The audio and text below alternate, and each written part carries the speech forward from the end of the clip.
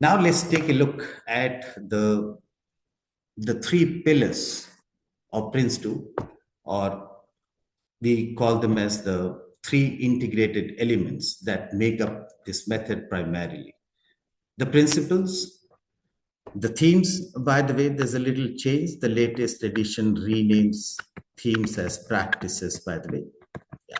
So they call it as practices. There are principles, practices, processes. These are the three pillars of Prince2. Let's get a closer understanding of what these are. Starting with principles, we say Prince2 is a principle-based method. Like in our personal lives, we say honesty, integrity. These are some core values that I would live up to all my life. So are the Prince2 principles. So a Prince2 project must always live up to these values. So call these principles as best practices, call them as guiding obligations or the core values. And whether a project is genuinely being managed using Prince2 or not can be made out by its adherence to the principles. In other words, what I mean is a project that did adhere to all the 7 principles is genuinely applying Prince2. And the Prince2 principles, the characteristic of Prince2 principles, there are 3 of them. The principles are universal. So universal to mean applicable to any kind of project, right? No matter what industry, no matter the scale, no matter what delivery approach we use, they are universal. They're self-validating. Self-validating to mean these principles, 7 of them, it's not that some wise people sit and put together these principles. These have come from actual experience. Where these were implemented, success was seen. Where these principles were not adopted, there was failure. That's what self-validating to mean. They have been proven in practice. And the principles are empowering. Empowering to mean the knowledge of the principles empowers the project managers. It gives confidence to the practitioner. If I apply the principles, my project is bound to succeed. So these are the characteristics of the Prince2 principles. And let's appreciate why do we say it's universal? Take a look at 1 or 2 principles. Let me talk about learn from experience. So what does this principle say? Learn from experience says a Prince2 project always keeps learning. So that is at the start of the project. A Prince2 project should seek previous lessons. So that is whenever we start a project, we would go check, have we done a similar project in the past? If so, were there some lessons we learned there? We would love to apply some of these. Very likely that some of these would apply to our project. So we must apply previously learned lessons. In other words, we cannot afford to commit the same mistakes over and over again. We must leverage from previously learned lessons. Then thereafter, let's say we identified 5 lessons and we applied them in the current project. Then during the project, Prince2 says, keep learning. So a Prince2 project should keep learning. Keep learning to mean, let's say we happen to learn a lesson in phase 1 of the project. We must apply it to the remainder of the project, if applicable. So keep learning doesn't only mean, it is to be passed on for future use.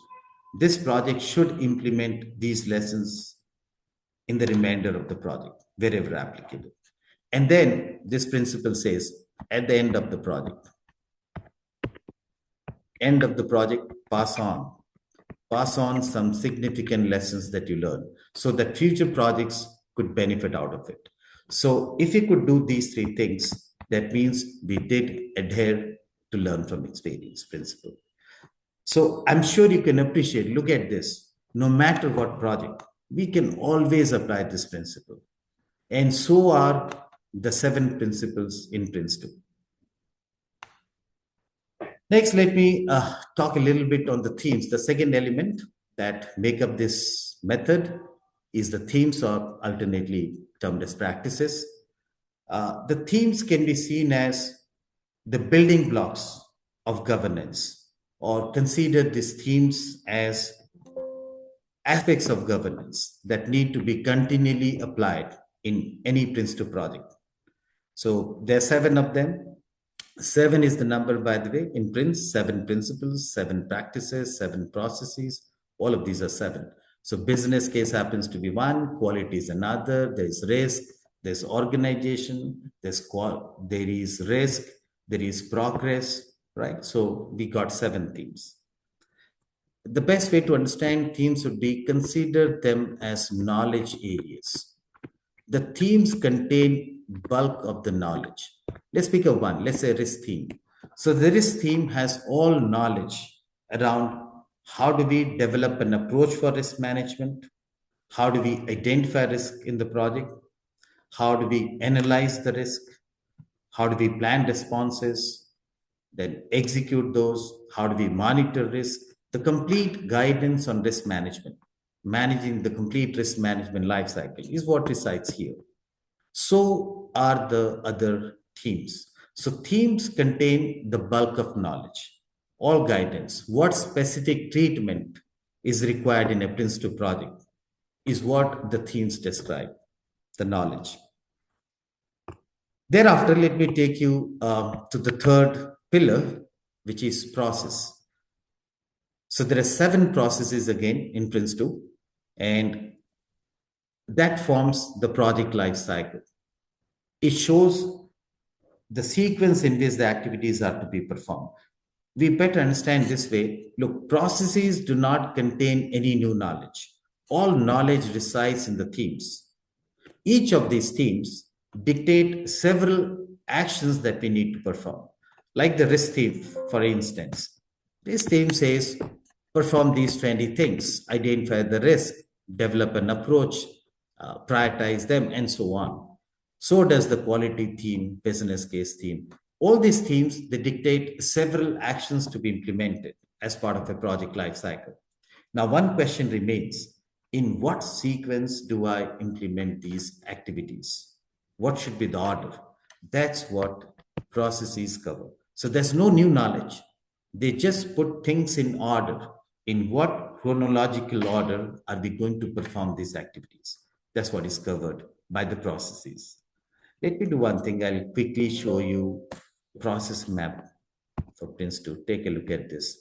I take it from the official Prince2 training material. Here, take a look at this. The 7 processes. At the top, we got the stages. A Prince2 project, by the way, is divided into number of stages. The very first stage would be initiation stage, followed by subsequent delivery stages, 1 or more delivery stages. So that's what is shown here. There's 1 or more stages, and some stage happens to be the final stage. And what's shown here, let's take a look. There are different levels of management involved in a Prince2 project. Not getting into details, but these are the 3 levels. We got directing level, which is represented by the project board. So project board happens to be a role in a Prince2 project, and we term that level of management as directing because they provide overall direction to the project. Then we have the managing level, which represents the project manager. So the job of project manager is day-to-day management. That's why we call project manager as the managing level, while the board's job is providing overall direction. So we term it as directing level. And then the lowest one, the delivering level, which is represented by team manager. So team manager's job is to get the work executed, get the work packages developed, tested, all of it by a team of people. So these are the 3 levels of management involved in a Prince2 project. Now let's take a look at the process structure of Prince2. The very first process that we have is starting up a project. And also take a look at the timing of the process that's prior to initiation. So we would call this, this is the pre-project stage. The project is yet to commence. Okay, so we have starting up a project to begin with. And at a very high level, in a couple of lines, what is it that we do in starting up? In the starting up a project, major appointments are done. The project board members should be appointed, the project manager is appointed, certain other roles, major appointments are done. We create an outline business case to check the justification of the project. The ultimate output of starting up is a document known as project brief. So brief would provide the foundation for initiation to take place, right? So this is what is covered in starting up. And this process is a joint effort between the managing level and the directing level. That's why shown. So there are certain aspects of starting up that the project manager would execute, while certain others by the directing level. And after the starting up the project process, the next one is initiation here, initiating a project. Take a look at the timing that's performed as part of the initiation stage. And in one line, initiation stage covers all plan. So no technical work or no deliverables to be built. In initiation, we undertake all planning. So when I say planning, we would create bunch of approaches, like we'll have a risk management approach, a quality management approach, a communication management approach. There are 9 of them. Building all approach. We define the controls for the project. We prepare the project plan. We define all tailoring for the Prince2 project. So in a way, all planning is happening. The ultimate output of the initiation stage is a document known as PID. It stands for Project Initiation Document. This would form a basis for solid execution. Right, so that's about initiation, and initiating a project is carried out by the project manager. No other level of management is involved. After initiating is over, then would begin the first delivery stage, right? And as part of the delivery stage, there are 2 processes that we simultaneously apply. One is controlling a stage, the other is managing product delivery. Let's get a high level view of that. Just clean it up in the meantime.